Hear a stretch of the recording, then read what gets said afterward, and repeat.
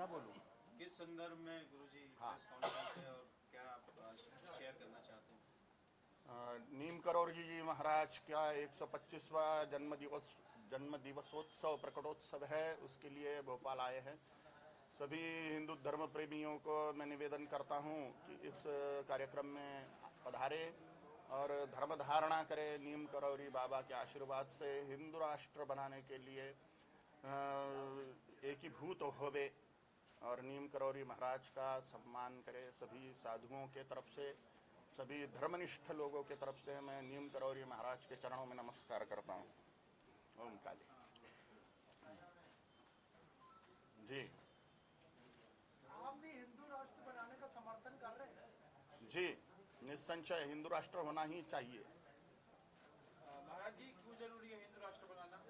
क्योंकि अगर हिंदू राष्ट्र नहीं बनता तो बांग्लादेश जैसी कंडीशन, पाकिस्तान जैसी कंडीशन हिंदुओं पर यहाँ पे भी आने की प्रबल संभावनाएं हैं। इसलिए हिंदुओं को एकीभूत होकर हिंदू राष्ट्र बनाने के लिए उद्यत होना चाहिए। आपकी तरफ से क्या प्रयास किए जा रहे हैं? राजनीति का हिंदूकरण करना और हिंदुओं को वोटर बैंक बनाने में सहयोग करना, यह हमारा विशेष प्रोग्राम है, यह हमारा विशेष उद्देश्य है। इसलिए हम जगह जगह हिंदू धर्म जागरण महासभाओं के माध्यम से हिंदुओं को एकीभूत होके वोटर बैंक बनाने का प्रयास कर रहे हैं। हिंदुओं में जात पात बहुत ज्यादा है। जी, निस्संशय वर्णवाद माने ब्राह्मण, क्षत्रिय, वैश्य, शूद्र और 2378 जातियों का जातीयवाद हिंदुओं को खाए जा रहा है, हिंदुओं का सर्वनाश किए जा रहा है। अगर हिंदुओं को अपना संरक्षण चाहिए तो उन्होंने ये सड़ा हुआ वर्णवाद और जातीयवाद पूरी तरह से नष्ट कर देना चाहिए। स्कूलों के दाखिलों पर से जाति का नाम ही हटा दिया जाना चाहिए।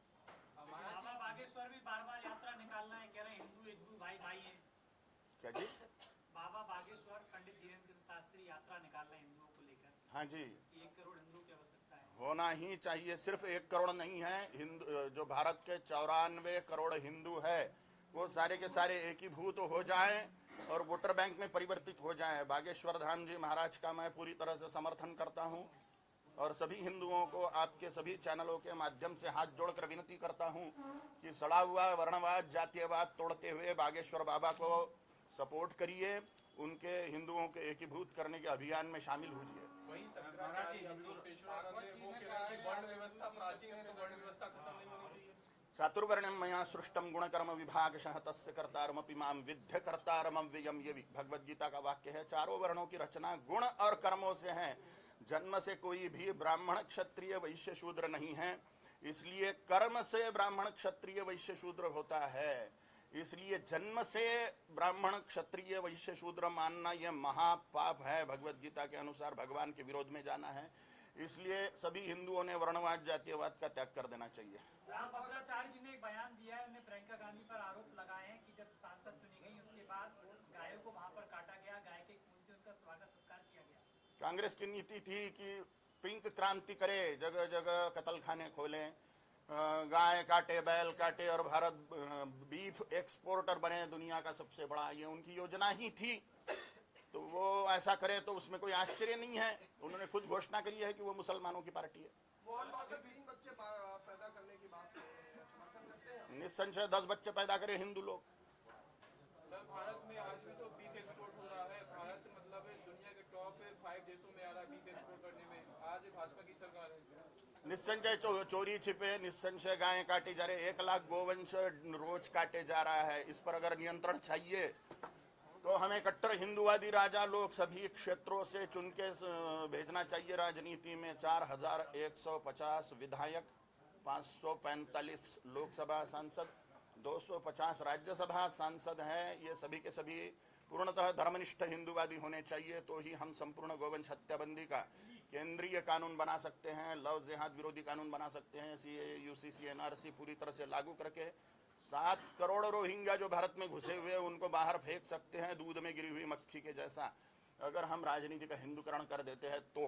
और हमारा यही उद्देश्य है। बांग्लादेश में जिस तरह से हिंदुओं पर हमले हो रहे हैं, हिंदू मंदिर तोड़े जा रहे हैं, उसको लेकर आप लोगों का क्या मत है? भारत सरकार का यह प्रधान कर्तव्य होना चाहिए, सिर्फ बांग्लादेश में ही नहीं पूरी दुनिया में जहां पर भी हिंदू है उनके लिए भारत के रास्ते खुले कर देने चाहिए, क्योंकि हिंदुओं की ये हिंदुस्तान मूल भूमि है। ये भारत भूमि के सिवा हिंदू जा भी कहाँ सकता है, यहाँ पर ही उसका संरक्षण संभव है। और तत्काल अपने विशेषाधिकारों का इस्तेमाल करते हुए भारत सरकार को मैं निवेदन करता हूं कि बांग्लादेशी हिंदुओं को शीघ्रतापूर्वक भारत में स्थापित करें, उनके आर्थिक उन्नति की व्यवस्था करें जिससे वो सुरक्षित हो सकें, नहीं तो वो खत्म होने के कगार पे हैं बांग्लादेशी हिंदू। महाराज जी, ये जो आप बात कर रहे हैं हिंदुओं को लेकर, तो क्या जो संसद है, जो विधानसभा है, वहाँ भी साधु संत महात्मा को वहाँ पहुँचना होगा, चुन के जाना होगा? साधु संत महात्मा लोग जो आर्थिक स्थिति से सक्षम हैं, जिनको राजनीति में अच्छा दिमाग चलता है, वो निस्संशय राजनीति में घुसे और धर्म संस्थापना के लिए राजनीति में सक्रिय होवे, क्योंकि हिंदू समाज राजाओं को पूजने वाला है। भगवान श्री रामचंद्र प्रभु राजा थे, राजनीति करते थे। भगवान श्री कृष्णचंद्र जी महाराज राजा थे, राजनीति करते थे। छत्रपति शिवाजी महाराज राजा थे, राजनीति करते थे। भगवान बुद्ध राजा थे, भगवान महावीर राजा थे। पुण्य श्लोक माता अहिल्या देवी होलकर महारानी थी, राजराजेश्वर चोल महाराजा थे, राजनीति करते थे। ये सब लोग राजा लोग हैं जिनको भारतीय समाज पूजता है। गुरु गोविंद सिंह जी महाराज भी राजा जैसे ही थे, उनके पास में हजारों सेना की फौज थी धर्म रक्षण के लिए, राष्ट्र रक्षण के लिए। तो हम राजाओं को पूजने वाला समाज है हिंदू समाज, लेकिन राजनीति से घृणा करता है राजाओं को पूजते हुए भी। राजनीति से घृणा छोड़ देनी चाहिए हिंदुओं ने, और 100% वोटर बैंक बनते हुए हिंदू हित की बात करने वाले को वोट करना चाहिए, जिससे हम हिंदू राष्ट्र की स्थापना कर सके। क्योंकि अगर हमें राम राज्य चाहिए तो राजा राम चाहिए, अगर हमें हिंदवी स्वराज्य चाहिए तो राजा छत्रपति शिवाजी महाराज चाहिए। हिंदवी स्वराज्य की स्थापना के लिए, हिंदुओं के स्वराज्य की स्थापना के लिए, भारत हिंदू राष्ट्र बनाने के लिए राजनीति का हिंदूकरण करना और हिंदुओं को 100% वोटर बैंक बनना अत्यंत आवश्यक है। इसमें सबसे बड़ा विघ्न सड़ा हुआ वर्णवाद और सड़ा हुआ जातीयवाद ही है। इसको पूरी तरह से हमें विष के जैसा त्याग देना चाहिए।